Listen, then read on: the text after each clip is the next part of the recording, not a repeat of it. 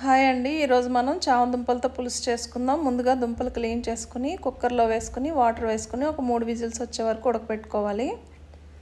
ఈ లోపల మనం మీడియం సైజ్ 2 ఉల్లిపాయలు, కొంచెం అల్లం వెల్లుల్లిపాయ, అలాగే ఒక టొమాటో కూడా వేసుకొని మిక్సీలో పేస్ట్ చేసుకోవాలి. అలాగే చామ దుంపలు ఉడికిపోయినాయండి. మనం పైన పొట్టు తీసుకోవాలి. పొట్టు తీసుకుని ఉంచుకొని ఇవి పెద్దగా ఉన్నందుకు నేను 2 పీసెస్ కింద కట్ చేసుకుంటున్నాను. చిన్నవి అయితే అలా వేసేసుకోవచ్చు. తర్వాత కడాయి పెట్టుకొని ఒక 4-5 టేబుల్ స్పూన్ల ఆయిల్ వేసుకోవాలండి. దానిలో ఒక పావు టీ స్పూన్ ఆవాలు, పావు టీ స్పూన్ మెంతులు, అలాగే ఒక పావు టీ స్పూన్ జీలకర్ర, కొంచెం కరివేపాకు వేసుకొని వేపుకోవాలి.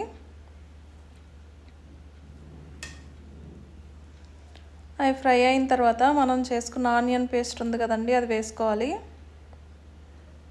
సిమ్లో పెట్టుకుని పచ్చివాసన పోయే వరకు మనం వేపుకోవాలి. దీనిలో ఒక 2 పచ్చిమిర్చి నేను సగానికి తింపుకుని వేసుకున్నానండి. పులుసులో పచ్చిమిరపకాయలు బాగుంటాయి పులుపు అది పట్టి. అలాగే దీంట్లో ఒక పావు టీ స్పూన్ పసుపు, రుచికి సరిపడా ఉప్పు,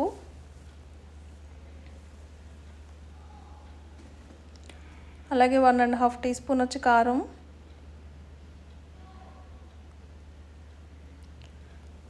ఒక టీ స్పూన్ వచ్చి ధనియాల పొడి, ఒక హాఫ్ టీ స్పూన్ వచ్చి గరం మసాలా అండి. గరం మసాలా కూడా వేసుకోవాలి. దీంట్లో వేసుకొని బాగా మిక్స్ చేసుకోవాలి. ఒక 5 మినిట్స్ అలా మగ్గనిచ్చేటప్పటికి ఇది మసాలా అంతా మనకి రెడీ అయిపోతుంది, బాగా ఫ్రై అయిపోతుంది. ఇప్పుడు మనం చామదుంప ముక్కలు కట్ చేసుకున్నవి ఉన్నాయి కదండి, అవి దీనిలో వేసుకోవాలి. వేసుకొని బాగా మిక్స్ చేసుకోవాలి. మిక్స్ చేసుకొని మూత పెట్టుకొని కొంచెం మగ్గనిచ్చుకోవాలి. ముక్కలు బాగా మగ్గిపోయినాయండి. ఇప్పుడు మనం చిన్న నిమ్మకాయ సైజ్ అంతా చింతపండు తీసుకుని రసం తీసుకుని పెట్టుకోవాలి. అది ముక్కల్లో వేసి ముక్కలు మునిగే వరకు మనం చింతపండు వాటర్ వేసుకోవాలండి.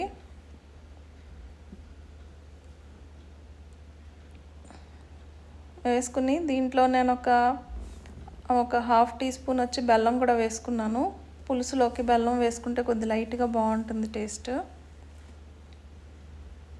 బాగా కలుపుకొని మూత పెట్టుకొని మనం సిమ్లో పెట్టుకుని ఉడికించుకోవాలండి. ఇది కొంచెం దగ్గరికి పడుతుంది, పులుసు చిక్కపడుతుంది. పులుసు చిక్కపడిందండి, రెడీ అయిపోయింది. పైన మనం కొత్తిమీర చల్లుకుంటే సరిపోతుంది. కొత్తిమీర వేసుకోవాలి కొంచెం. వేసుకొని కలుపుకొని మనం ఒక బౌల్లోకి తీసుకుంటే టేస్టీ చామదుంప పులుసు ready. Please like, share and subscribe.